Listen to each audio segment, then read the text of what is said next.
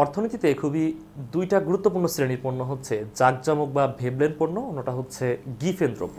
এই দুই ধরনের পণ্য আসলে কেমন এবং চাহিদা বৃদ্ধির সাথে যে সংঘর্ষ সেটা বোঝার চেষ্টা করবো। তো দেখো যে জাঁকজমক পণ্য বা ভেবলেন পণ্য সেটা কিভাবে কাজ করে। তো আমরা জানি যে কোনো পণ্যের দাম বৃদ্ধি পেলে চাহিদাটা হ্রাস পায় এবং দাম হ্রাস পেলে চাহিদাটা বৃদ্ধি পায়।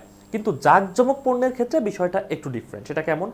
জাঁকজমক পণ্যের দাম যত বৃদ্ধি পায় তার চাহিদা তত বেশি বৃদ্ধি পায়। তার কারণ হচ্ছে জাঁকজমক পণ্য মানুষজন ক্রয় করে তার সোশ্যাল ডিগনিটি বৃদ্ধি করার জন্য। ধরো যে একটা বাইক, তার দাম যত বৃদ্ধি পাচ্ছে সেটা তুমি কিনতে পারলে তোমার সোশ্যাল ডিগনিটি তত বেশি বৃদ্ধি পাবে। একটা মোবাইল ফোন, তার প্রাইসে যত বেশি বৃদ্ধি পাবে ওইটা কিনতে পারলে তোমার সোশ্যাল ডিগনিটি বৃদ্ধি পাবে। অর্থাৎ মানুষজন এই পণ্যটা যতটা বেশি ভোগ করার জন্য ক্রয় করে তার চেয়ে বেশি ক্রয় করে সোশ্যাল ডিগনিটি বৃদ্ধি করার জন্য।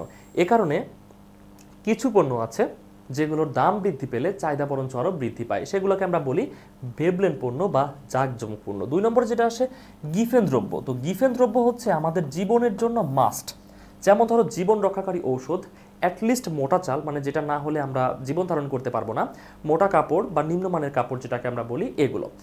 লবণও আমরা এই শ্রেণীতে অবশ্যই নিয়ে আসি। তো এগুলো আমাদের জীবনের জন্য আবশ্যক, আমরা বাদ দিতে পারি না। অর্থাৎ যে সকল পণ্যগুলো আমাদের অবশ্যই প্রয়োজন হবে, যেগুলো ছাড়া জীবন চলবে না, তো দাম বৃদ্ধি পেলেও সেগুলোর চাহিদা কখনো হ্রাস পায় না। অর্থাৎ দাম লবণের যদি বৃদ্ধি পায়, তুমি লবণ কনজিউম করার পরিমাণ জিরো করতে পারবা না। জীবন রক্ষাকারী ওষুধ এটা জিরো করতে পারবা না। আবার দাম হ্রাস পেলেও এগুলো তুমি বেশি কনজিউম করতে পারবা না। দাম হ্রাস পেলে আমরা বেশি ওষুধ খাবো, বেশি লবণ কনজিউম করবো, বিষয়টা হতে পারে না। অর্থাৎ গিফেন দ্রব্য হচ্ছে যেটা দাম বৃদ্ধি হ্রাসের সাথে চাহিদা বৃদ্ধি হ্রাসের কোনো সম্পর্কই নাই। আর জাঁকজমক পণ্য হচ্ছে দাম বৃদ্ধি পেলে যার চাহিদা আরও বেশি বৃদ্ধি পায়।